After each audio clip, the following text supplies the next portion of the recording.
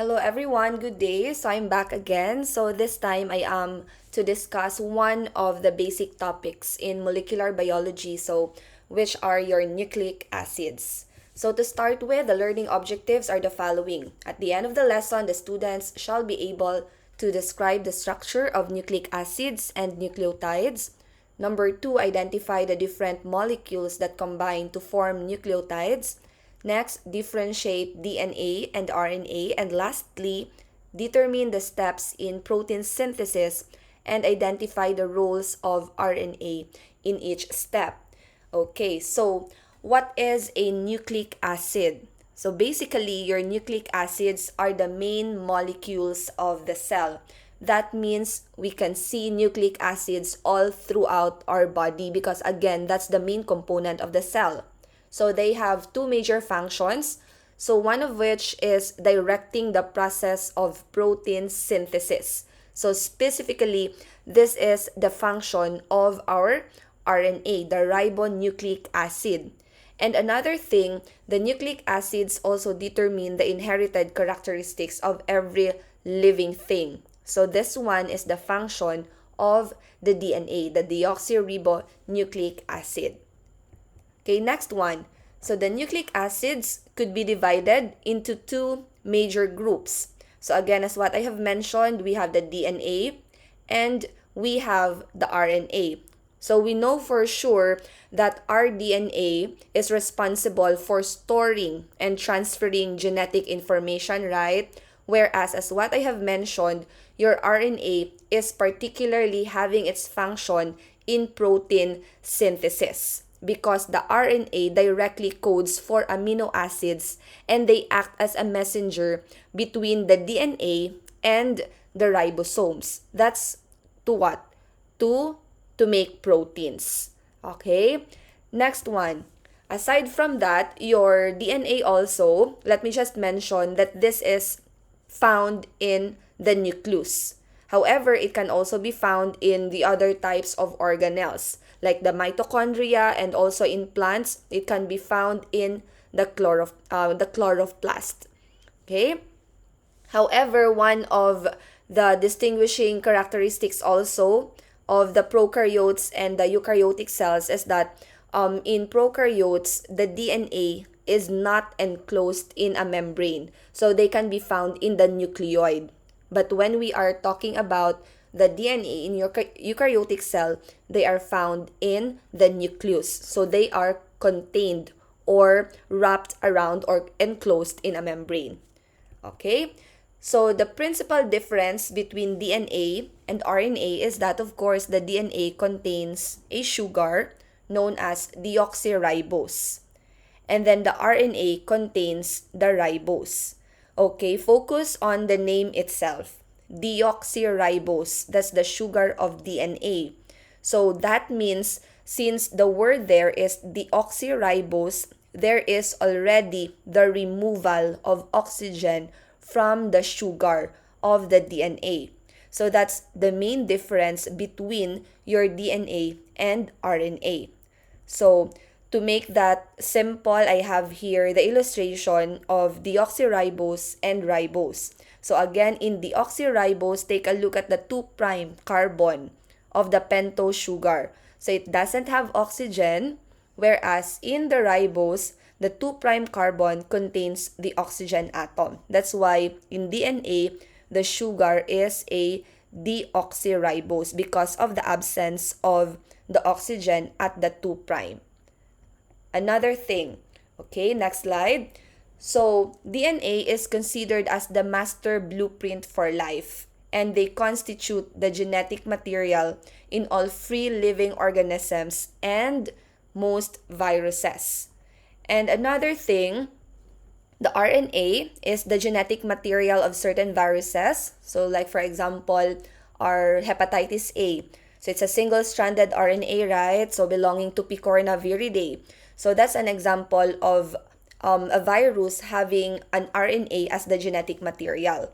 But of course, the RNA is also found in all living cells where it plays an important role in certain processes, again, as what I have mentioned, in making of the proteins or what we call as protein synthesis.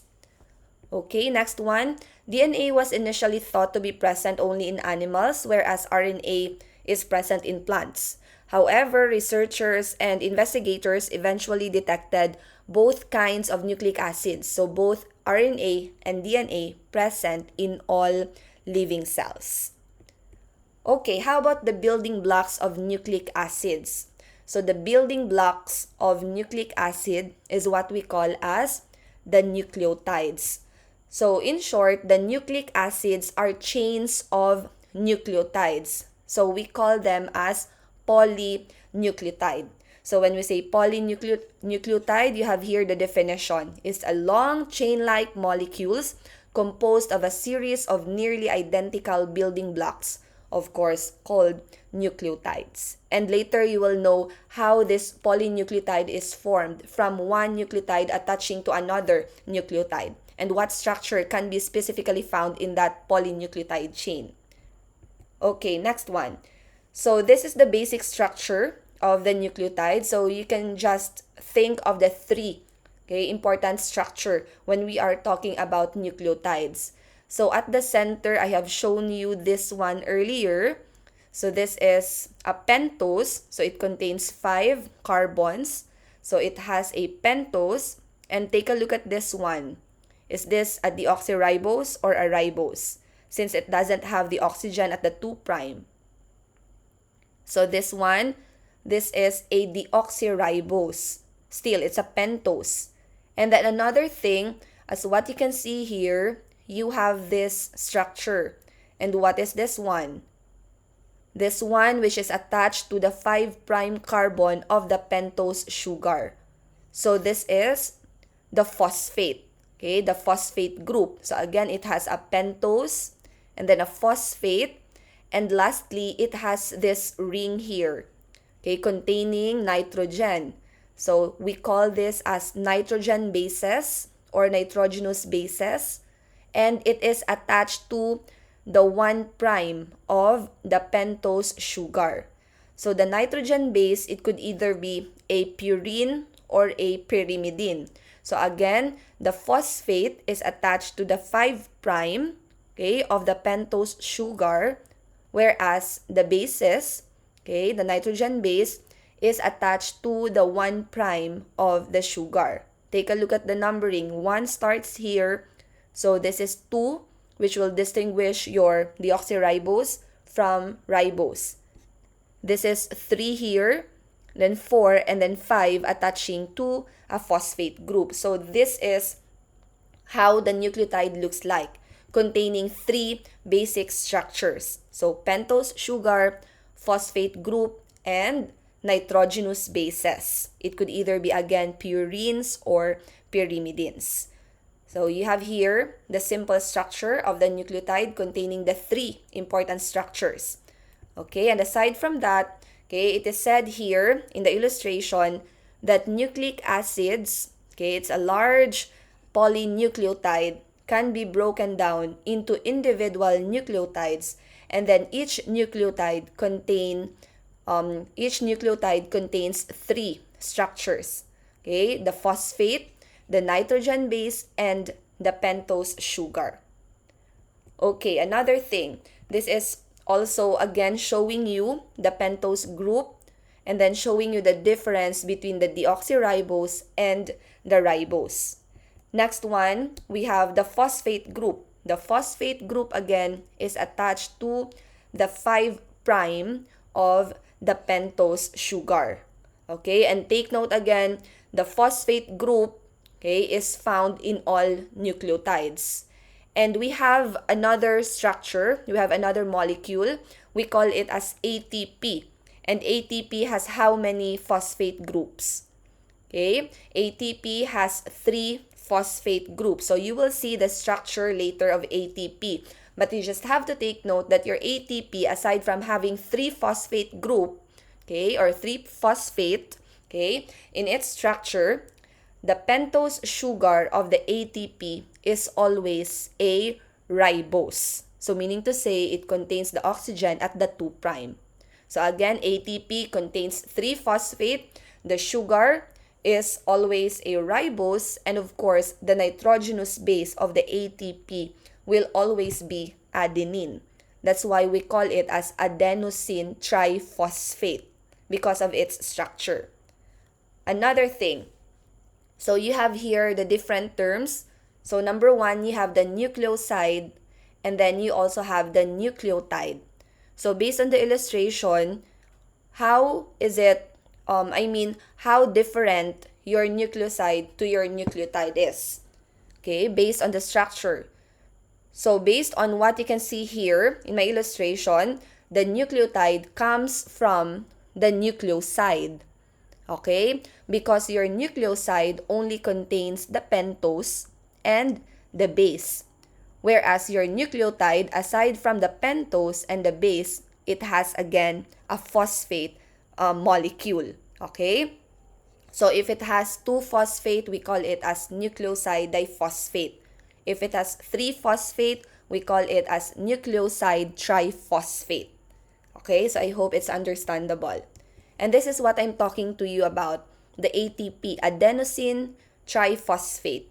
So again, adenosine because the nitrogen base of the ATP molecule is always an adenine. Okay? So the ATP molecule has this amine group, okay, the amine group located at the 6th position, okay, of this pyrimidine ring. Okay? So this is 1, 2, 3, 4, 5, 6.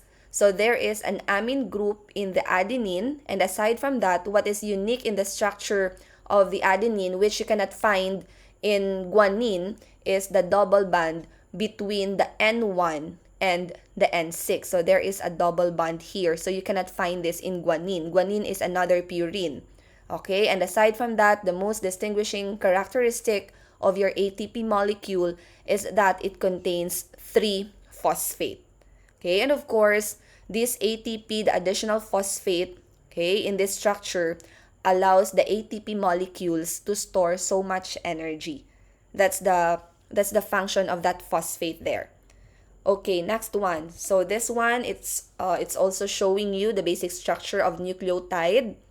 Okay, this one also, so as what you can see here, okay, there is a 1' okay, designation when we are talking about a pentose sugar.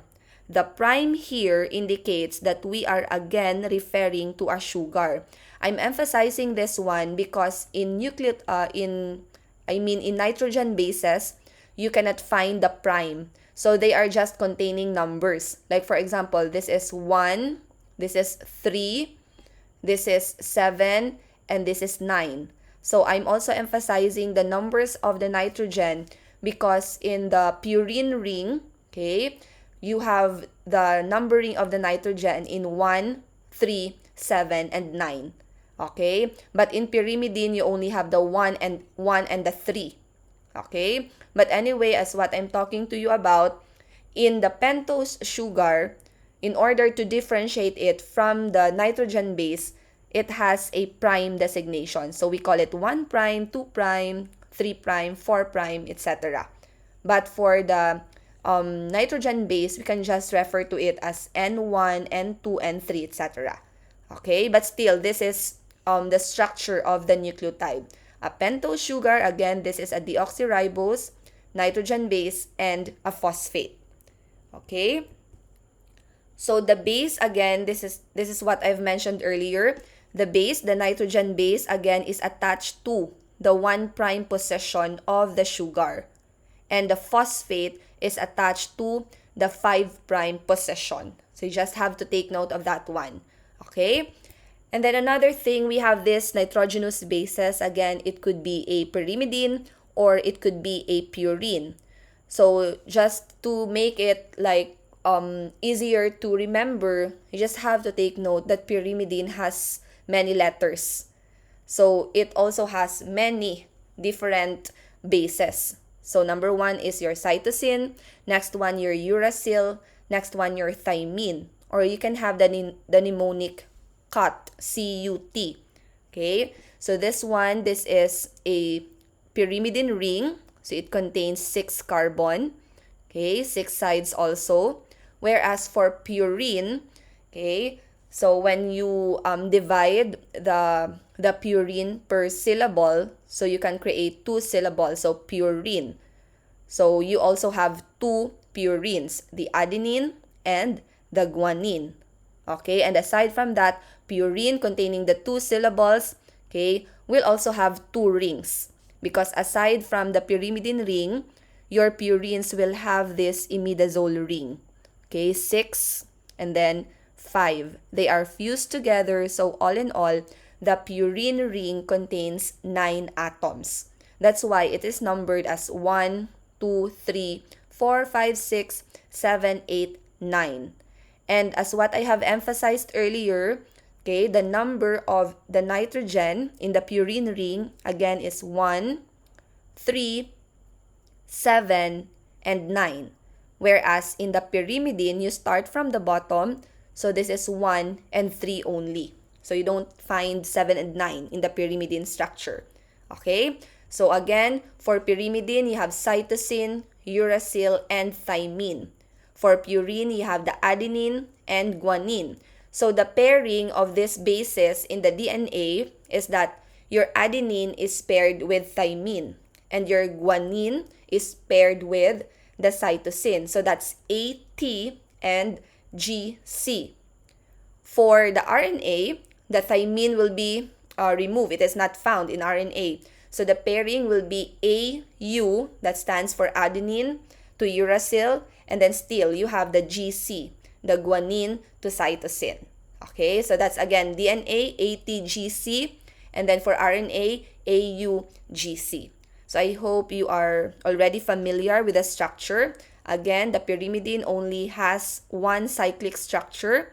The purine has 2 cyclic structure, the pyrimidine ring and the imidazole ring. The number of the nitrogen again in the purine is designated as 1, 3, 7, 9. So they are in the alternating position. Sometimes when I read the books and they are not numbered, okay, I take a look at this one, the eighth position of this imidazole ring. So it's like a sharp object. So once I see this sharp object or sharp structure or a pointed structure, I designate it as number 8. So that's my clue because sometimes the structure is flipped. So number 8 here, okay, in this sharp structure, and of course the opposite of which is the number 1. So that will be my basis. And then below that is 3, and then alternate 7 below 9. Okay, so that's the numbering of the nitrogen bases. Okay, next one. Aside from that, it was mentioned earlier that the nitrogen base is attached to the 1' carbon of the sugar, the pentose sugar. And it is attached by a bond. And that is what we call as the N-glycosidic bond. So this one, it only has 1 ring. So what is this nitrogen base? So this is a pyrimidine ring. Okay, so that is a pyrimidine ring. This is a pentose sugar. And again, we have here the phosphate side. Okay, and then it is bonded by an N-glycosidic bond. Okay, how about for the numbers? Okay, again, each base is linked to the pentose ring by a bond. Okay, we call as N-glycosidic bond. Okay, that joins a specific nitrogen. Okay, on the base. So take note, the N1, so take note this is the pyrimidine ring. So you have number 1 here, this is number 3. So 1, 2, 3. So the N1 of the pyrimidine ring is attached to the 1' of the pentose sugar. Okay, and of course, you have, okay, this one, C1 on the sugar ring. So the N1 of the pyrimidine is attached to the C1 of the pentose or the sugar ring. Okay, that's for pyrimidine. How about for the purine? So you have here for the purine, since it has 2 cyclic structure, okay, the N9 is the one that is attached to the C1'. Okay, again for purine, the N9 is the one that is attached to the C1 prime. Unlike your pyrimidine wherein the N1, okay, it's the one that is attached to the C1. Okay, so this is again a purine structure. This is in syn form. Okay, this is the usual structure. Again, as what I have mentioned, it can be rotated. So this is the anti-purine ring, the opposite of the syn conformation. So again, I just take a look at this structure. That's number 8. So I will have an idea that this one is number 1, number 3, 7, and 9. So if it is flipped, so you can still have here the number 1, 3, 7, and 9. But what I am emphasizing here is that, again, for the purine ring, the N9 is attached to the C1 prime. Here, the N9 is also attached to the C1 prime. Okay, so you have again another illustration here. So again, nitrogenous base, okay, the pentose and the phosphate group. So this is what I'm talking to you about earlier. Okay, the pentose is designated as 1 prime, 2 prime, 3 prime, 4 prime, and 5 prime. So it has a prime on its number. But for the nitrogen base, it doesn't have a prime designation. That's just to differentiate the pentose from the nitrogen base. Okay, again, these are purines. So you have the adenine and the guanine. These are pyrimidines. So it only has a pyrimidine ring. You have the cut, cytosine, uracil, and thymine. Okay, another thing, as what I have mentioned also earlier, your nucleoside is different from nucleotide because your nucleoside does not contain the phosphate group, whereas your nucleotide contains the phosphate group. Okay, next one. The pyrimidine structure. So again, this is a cyclic structure. Okay, it's a simple aromatic ring. So it is composed of how many nitrogen atoms? The pyrimidine. It is composed of 2 nitrogen atoms. Again, for pyrimidine, the numbering is from the bottom. So this is 1, and then this is 3. And of course, because this is 6-sided, okay, we have already 4 carbon atoms. Okay, at the position of 2, 4, 5, and 6. Okay, and another thing, each hydrogen is also attached to each carbon atoms. That's how you can see it in the structure. So that's a pyrimidine ring. Okay, another thing, where is the pyrimidine ring here? Because you know guys, when you are already familiar with the basic structures of a molecule, for example, despite of how it is changed or how it is written or how complex it is, when you read a book, when you know the basic, you can still recognize them, okay, regardless of how complex again it is. So in this case, where is the pyrimidine ring? Is it here at the top or is it here at the bottom? Okay, a pyrimidine ring again contains nitrogen atoms, 2 nitrogen atoms. So by that clue, we can already recognize the pyrimidine ring here. Okay, so that's for the pyrimidine ring. So this is the N1, 2, 3, 4, 5, and 6. Okay, next one. So these pyrimidines, the 3 of this, the cytosine, uracil, and thymine, so they are modifications or modified forms of the aromatic compound, the original pyrimidine that I have shown you earlier. So you have again the cut, CUT. Okay, so again, since it is a pyrimidine, okay, you can still find nitrogen on the N1 and also here at the N3. So same with uracil, N1, N3.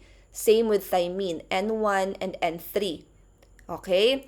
But what I would want to emphasize for you to recognize that these are pyrimidines, okay, which are again modification of the original ones, is that this 2 position here, the N2, okay, all of them, the cytosine, uracil, and thymine, contain, okay, a ketone or carbonyl group in this N2 position. So that's true for all.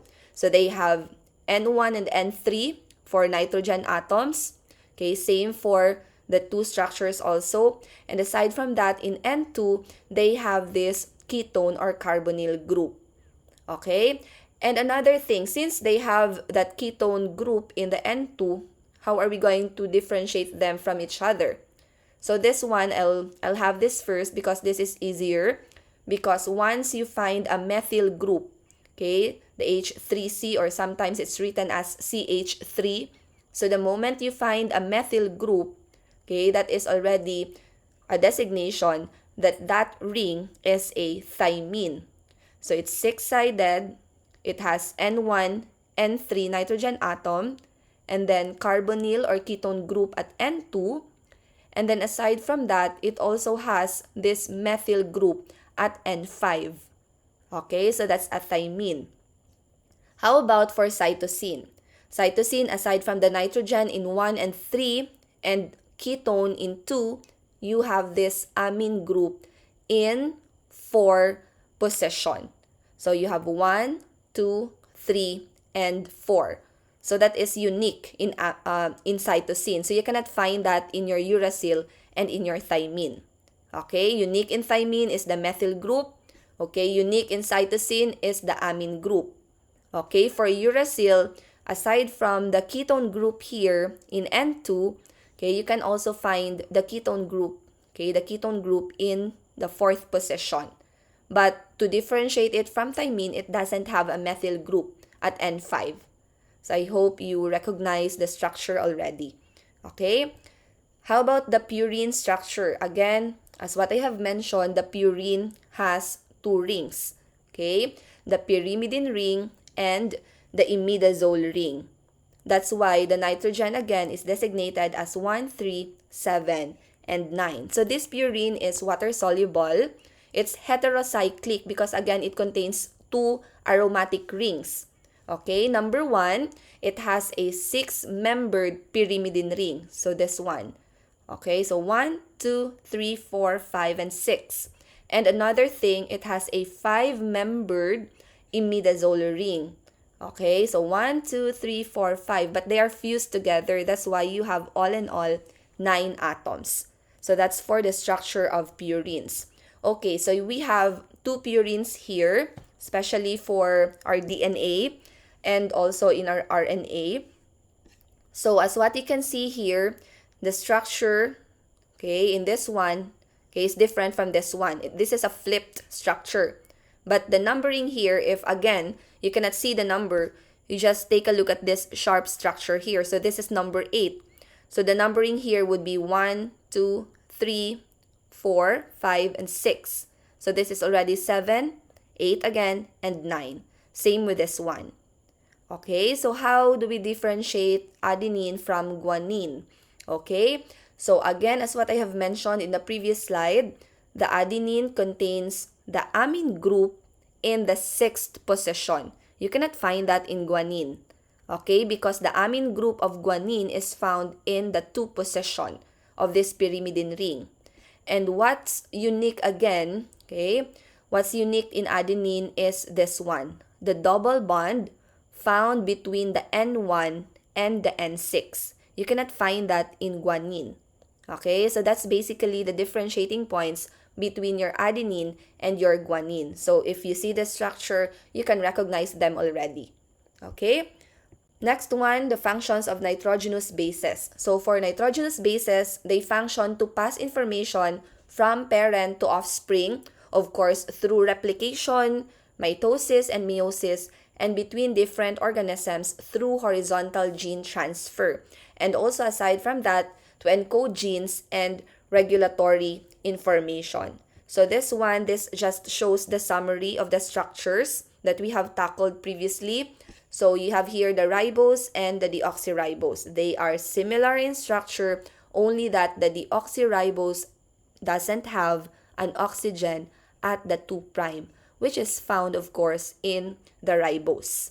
Okay, for nucleosides, again, it contains only the pentose group and, okay, the nitrogen base. Okay, same with this one also. But for nucleotide, aside from the pentose and the nitrogen base, it is also containing phosphate group.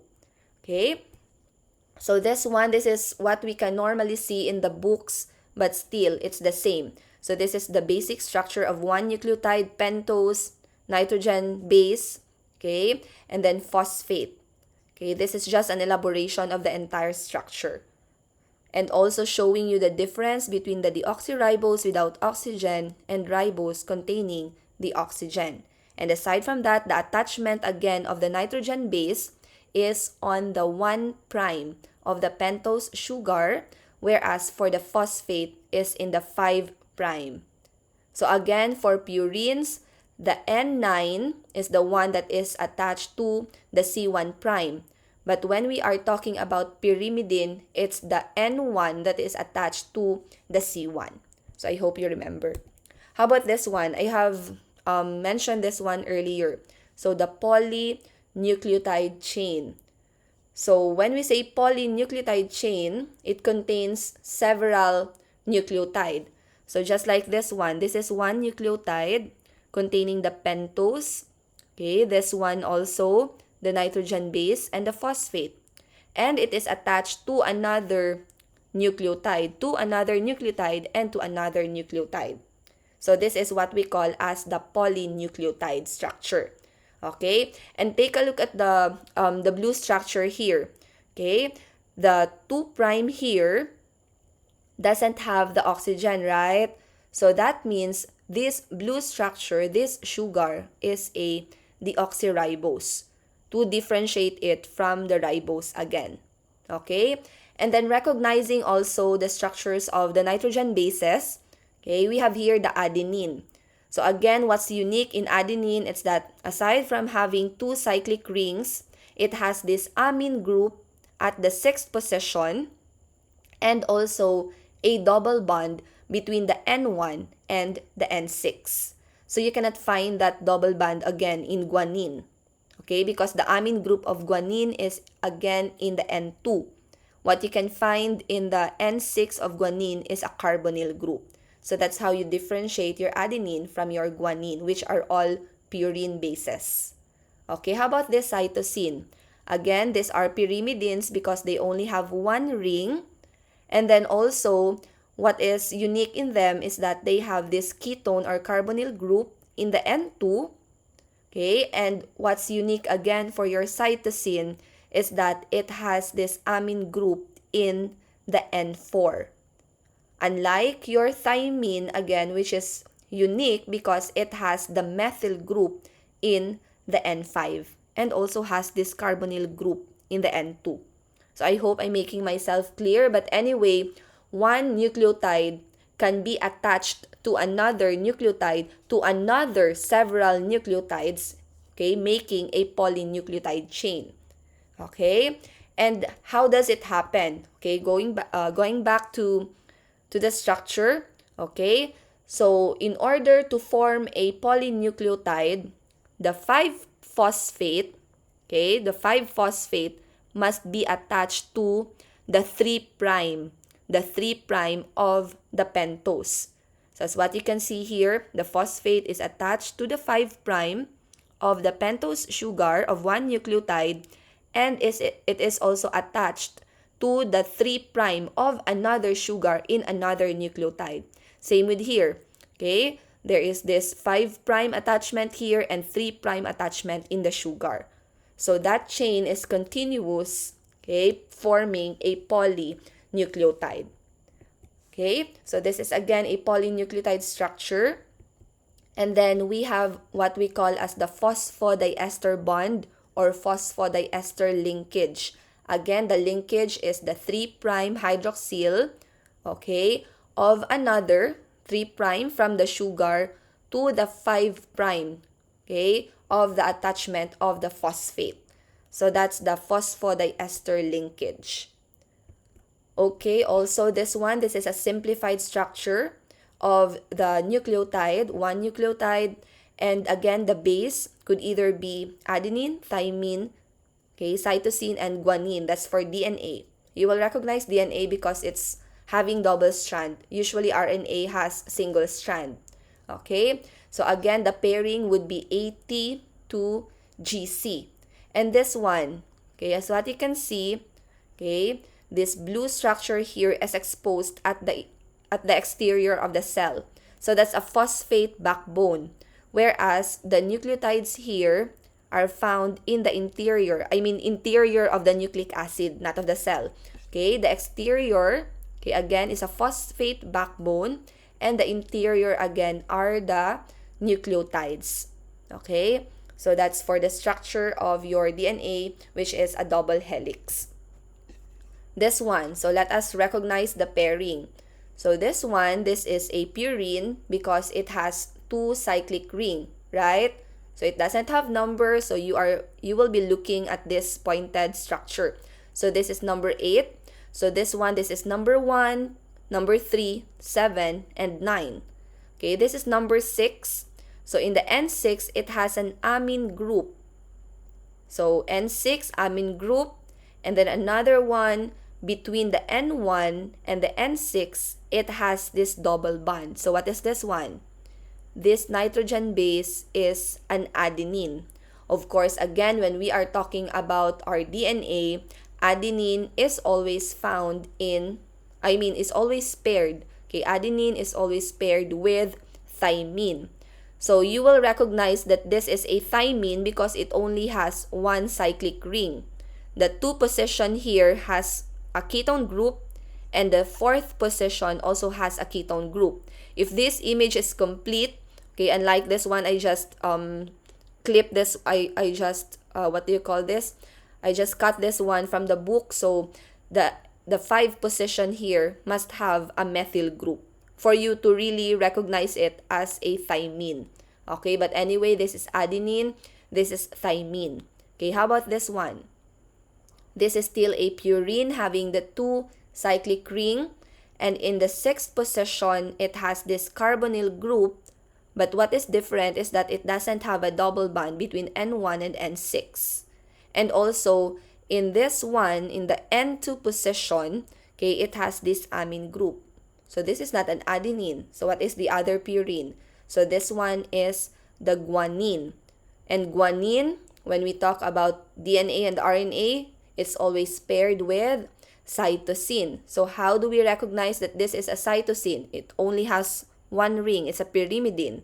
It has a ketone or carbonyl group at the N2. And next one, at the N4, it has this amine group. So this is a cytosine.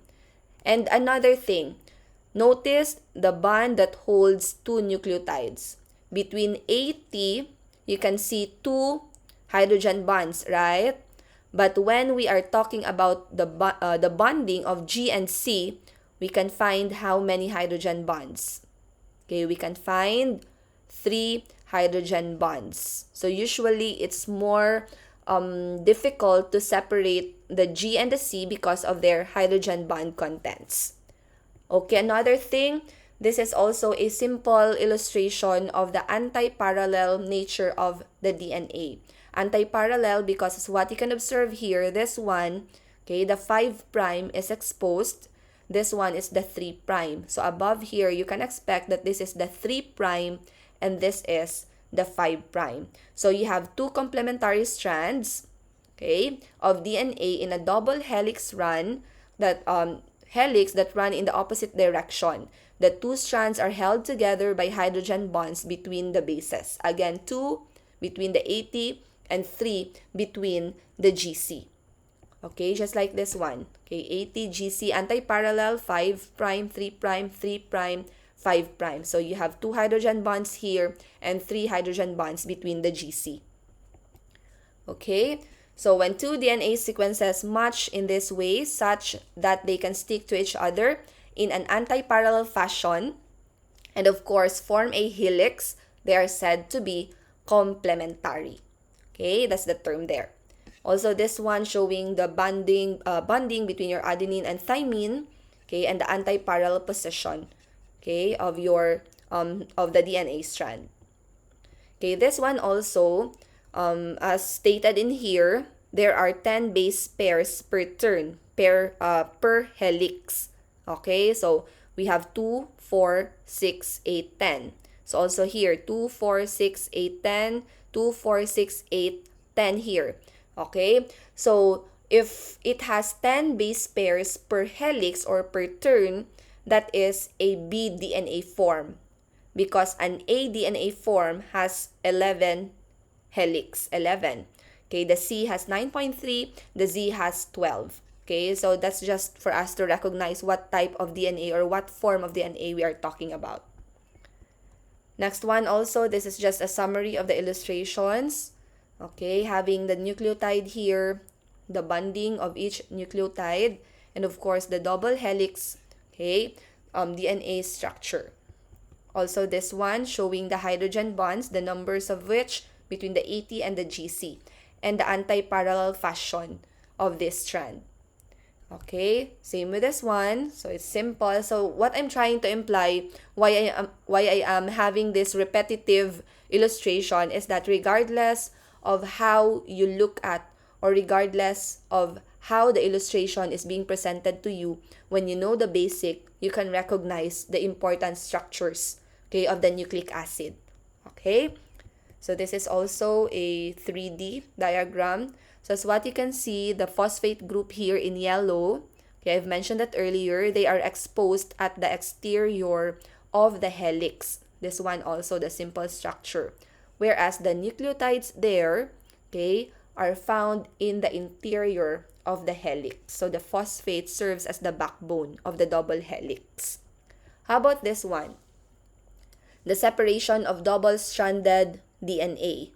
Okay, remember that the two anti-parallel strands of DNA are held together partly by the weak forces of the hydrogen bond, right?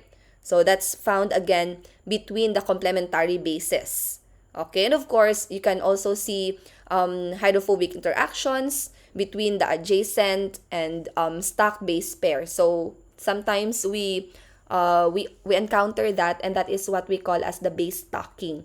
But anyway, what I am trying to imply is that little energy is needed to separate the base pairs.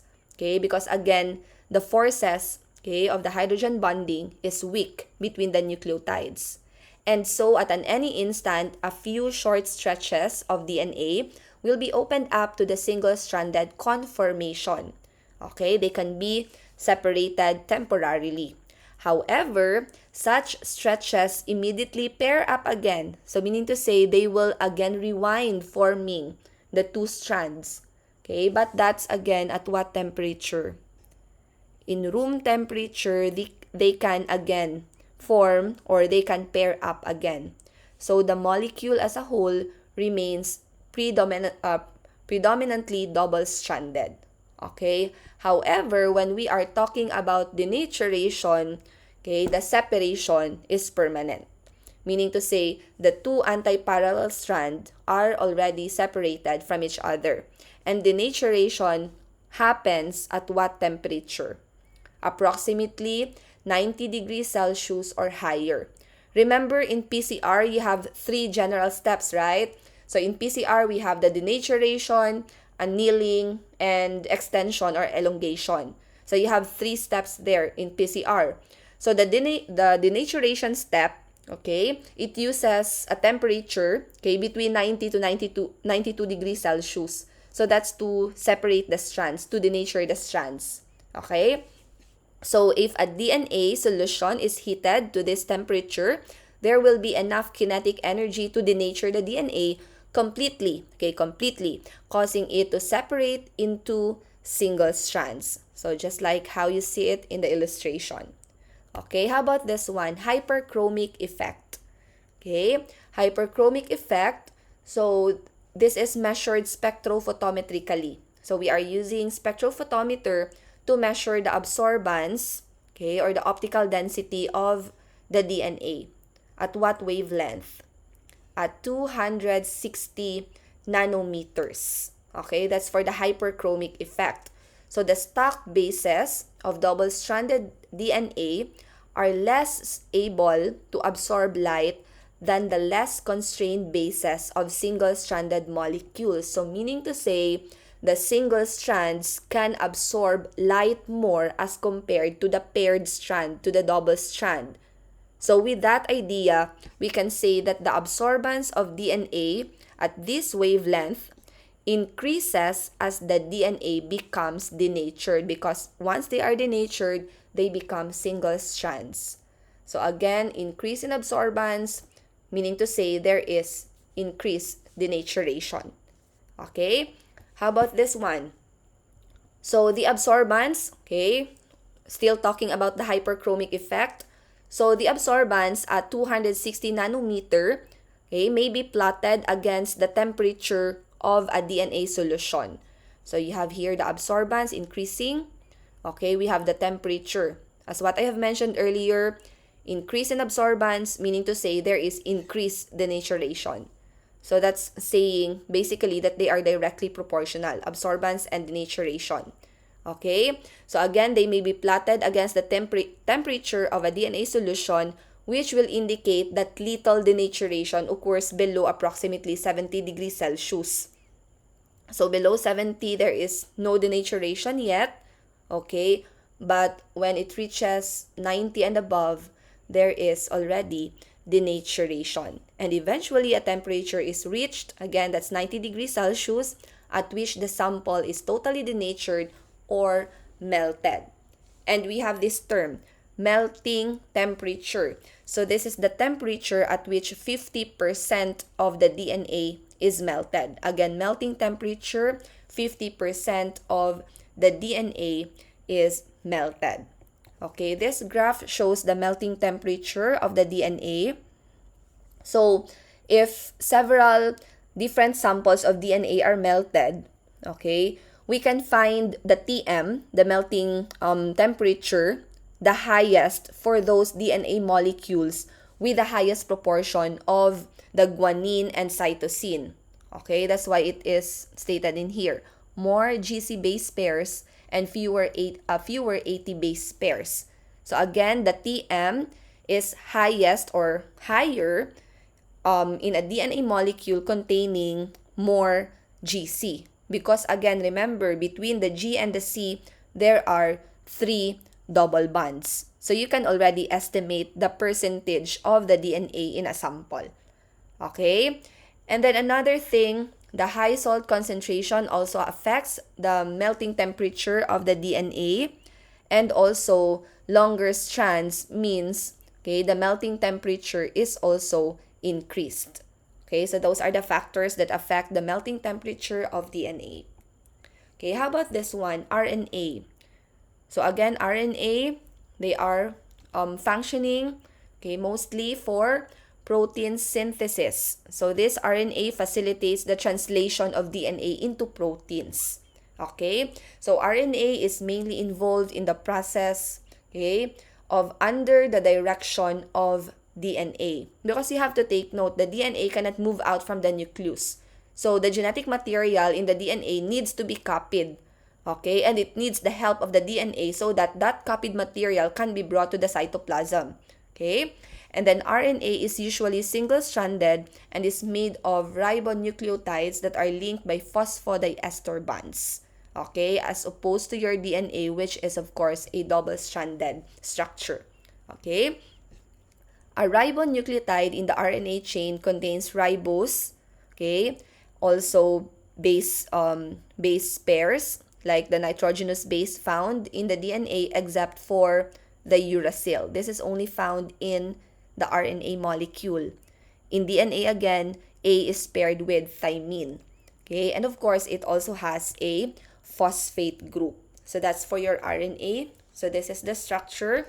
So it's just a single strand, okay, single-stranded, and you have this different nitrogen bases of the RNA.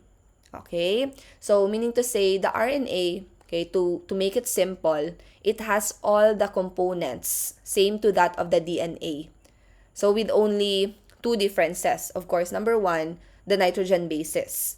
So it has adenine, guanine, cytosine, and then of course the thymine in the DNA is replaced by uracil. Okay, so adenine in short and uracil are the major building blocks of RNA. Okay, and both of them form base pair with the help of how many hydrogen bonds? The adenine and uracil, same with AT. Okay, they have 2 hydrogen bonds. So it's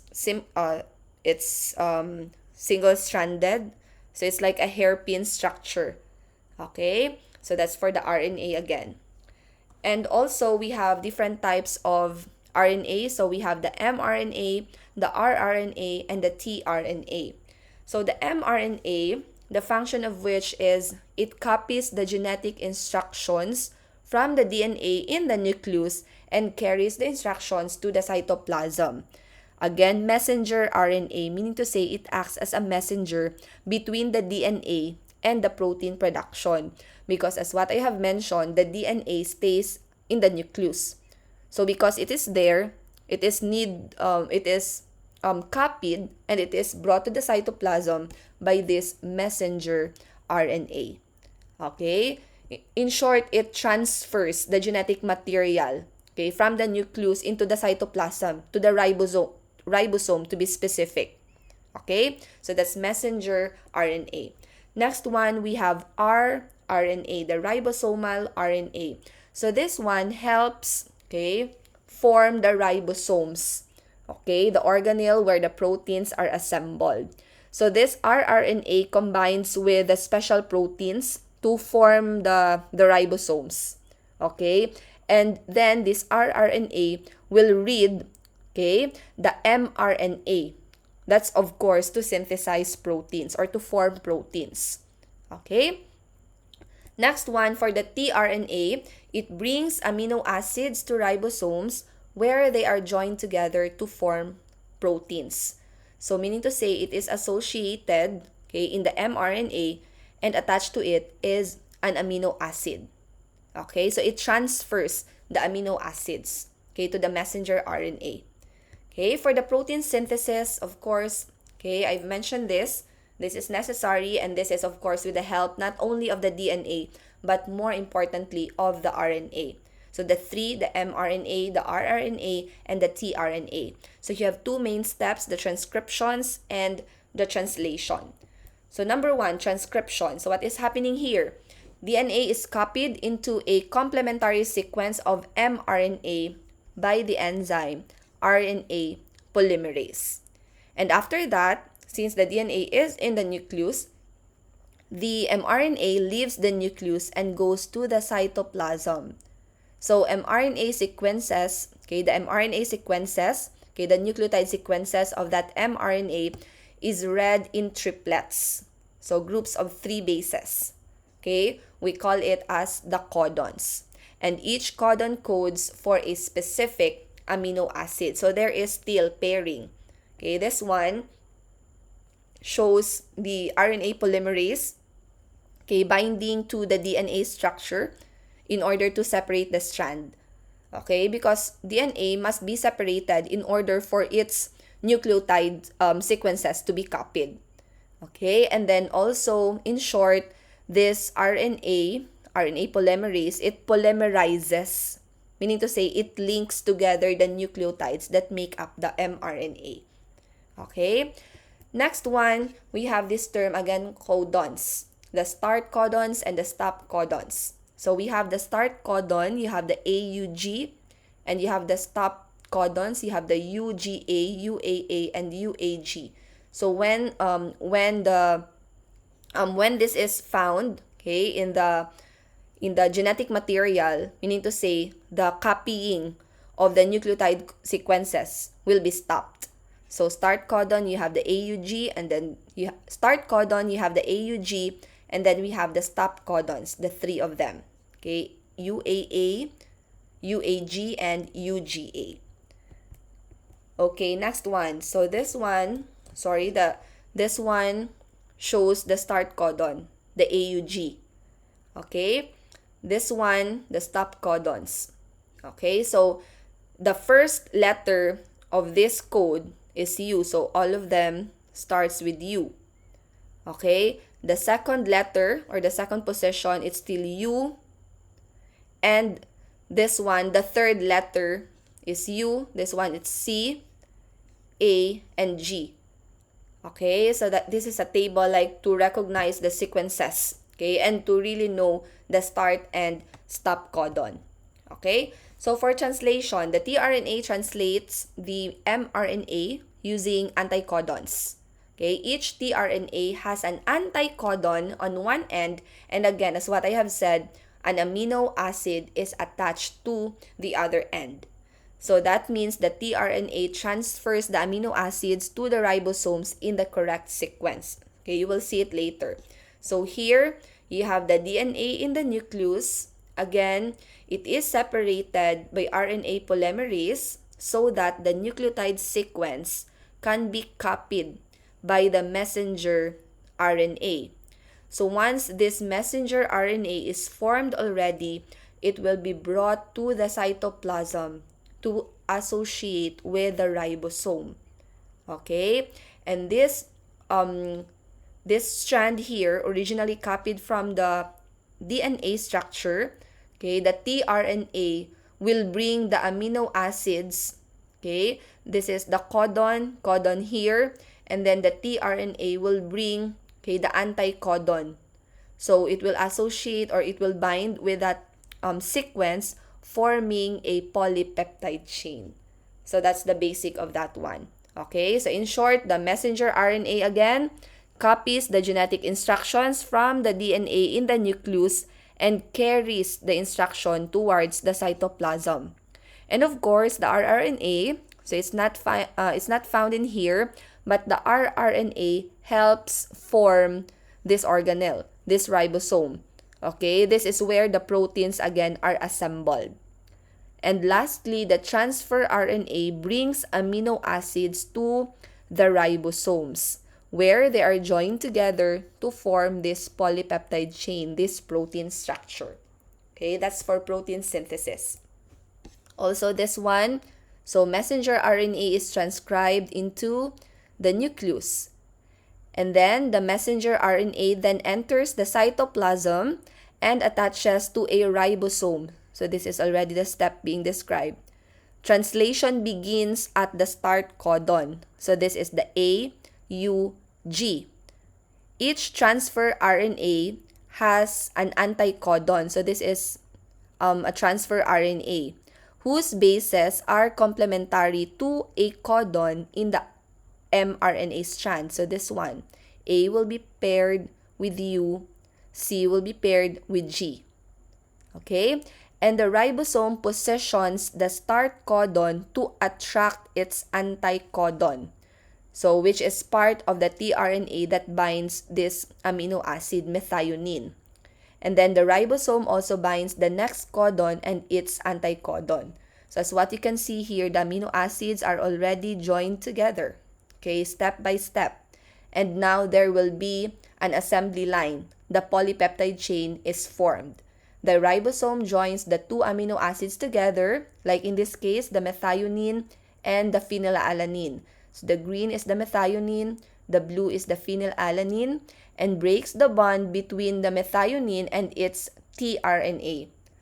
Sorry for that. The tRNA floats away, allowing the ribosomes to bind to another tRNA.